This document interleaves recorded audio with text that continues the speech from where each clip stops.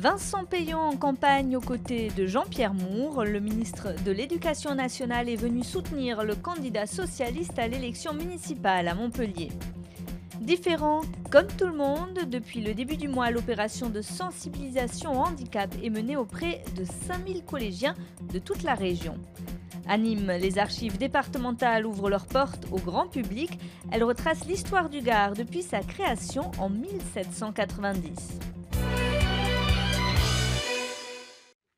Le gouvernement socialiste monte au soutien des candidats aux élections municipales. À Montpellier, Vincent Peillon est aux côtés de Jean-Pierre Moore ce soir, à l'occasion notamment de son premier grand meeting avec d'autres personnalités, comme le député européen José Bové, le ministre de l'Éducation nationale, qui se réjouit que les socialistes et les écologistes se soient unis derrière le président de l'agglomération de Montpellier, investi officiellement par le PS. Ça n'a pas été simple pour Jean-Pierre Moore. Il faut rassembler tout le temps quand on est à gauche. Il faut rassembler son camp, il faut rassembler au-delà de son camp après. Il faut le faire toujours avec humilité et en gardant sa ligne.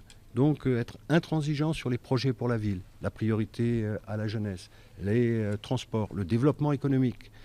Montpellier, c'est une ville qui a gagné dans les 20 dernières années. Elle doit continuer de gagner. C'est une ville jeune. C'est une ville avec des populations très différentes qui doivent toutes s'y sentir bien, quelles qu'elles soient. Le site historique de Montry-le-Cros à Nîmes en passe de fermer ses portes. L'ancien siège du transporteur fait partie des 46 agences supprimées par le plan de reprise d'Arcole Industrie, un plan validé hier soir par le tribunal de commerce de Pontoise. À Nîmes, ce matin, les 43 salariés sont tout de même venus sur leur lieu de travail. C'est une véritable honte de traiter les salariés de cette façon. Il y a des choses qui se font dans le dos des salariés. On nous demande presque de ne pas venir, à partir de lundi, de ne plus venir travailler. On nous jette comme des chiens après 35 ans de service. Ça va être terrible parce qu'au bout de 35 ans, trouver du travail ici dans le Gard, on le sait très bien que c'est difficile. On espère que M. Montebourg et ses ministres tiendront leurs promesses, c'est-à-dire d'essayer de nous reclasser. Nous, on est prêts à tout, on est prêts à travailler. C'est des gens sérieux qui ont toujours bossé dans leur vie et ils sont prêts à tout. Voilà. En Languedoc-Roussillon, plus de 90 emplois seraient menacés par cette reprise. Les coquillages du bassin de Thau peuvent à nouveau être récoltés, vendus et consommés. Après 2 semaines d'interdiction, les mesures restrictives concernant les huîtres et les moules ont été levées hier par le préfet de l'Hérault. Les analyses effectuées par le réseau de surveillance microbiologique se sont révélées satisfaisantes. Les suites judiciaires du mouvement des pompiers de l'Hérault, en grève depuis le 11 décembre, l'intersyndicale dénonce notamment des problèmes de management. Elle est poursuivie pour diffamation par sa direction. Les responsables du syndicat autonome des pompiers de Force ouvrière de Sud et du syndicat national des sapeurs-pompiers professionnels sont convoqués devant le tribunal de grande instance fin février. Une assignation à la requête de la direction du SDIS de l'Hérault. Plutôt que de négocier, plutôt que d'essayer d'apaiser le conflit, le colonel Riesdorfer a décidé de poursuivre en justice des syndicalistes qui, effectivement, ont fait un tract qu'il estime diffamatoire. Alors peut-être qu'il n'y a que la vérité qui fâche. Force est de constater aujourd'hui que le colonel Riesdorfer décide de faire passer son ego avant la négociation sociale. Il poursuit des hommes sur la base d'affirmations qu'ils sont en mesure de confirmer. Je crois qu'aujourd'hui, le colonel Riesdorfer a allumé un incendie supplémentaire dans ce conflit social. Il aurait beaucoup de mal à l'éteindre. Il aura beaucoup de mal à éteindre ce feu social qui passait par la négociation et pas par l'attaque. Les gens que j'ai rencontrés m'ont demandé de les défendre et ils s'engagent à travers la tribune qui leur est offerte par le colonel Riesdorfer de rapporter la preuve des propos qu'ils ont tenus. Différent, comme tout le monde, une vaste opération de sensibilisation handicap qui a débuté lundi auprès de 5000 collégiens du Languedoc-Roussillon. Au programme des ateliers pratiques, des tables rondes et des rencontres avec des parrains de renom, pilotes d'avion, reines de beauté, journalistes ou encore champions handisport. Hier, c'est le chanteur Gilbert Montagnier qui a inauguré cette opération qui doit permettre aux collégiens de porter un autre regard sur le handicap. Quand tu vas faire le balayage comme ça, tu as la largeur de ton corps et le passage de ton corps. Pas simple de vivre le handicap, même pendant quelques minutes. Privé de la vue, tout déplacement s'avère périlleux. La canne est alors indispensable pour se repérer. Autre difficulté, le maniement du fauteuil roulant.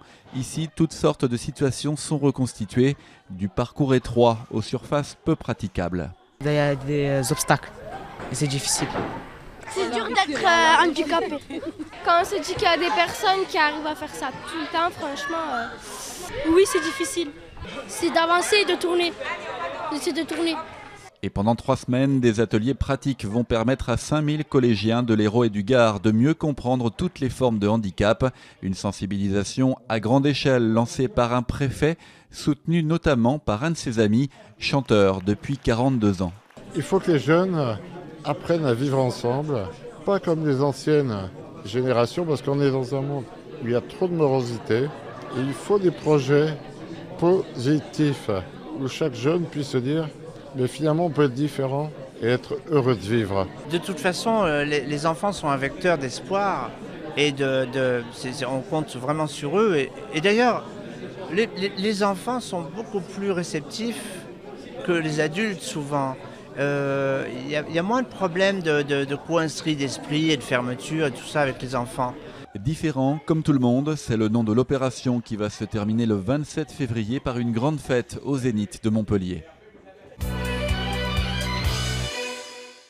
On entre dans le vif à l'Open de tennis Sud de France. Cet après-midi à l'Arena de Montpellier, Gaël Monfils s'est qualifié pour les demi-finales du tournoi.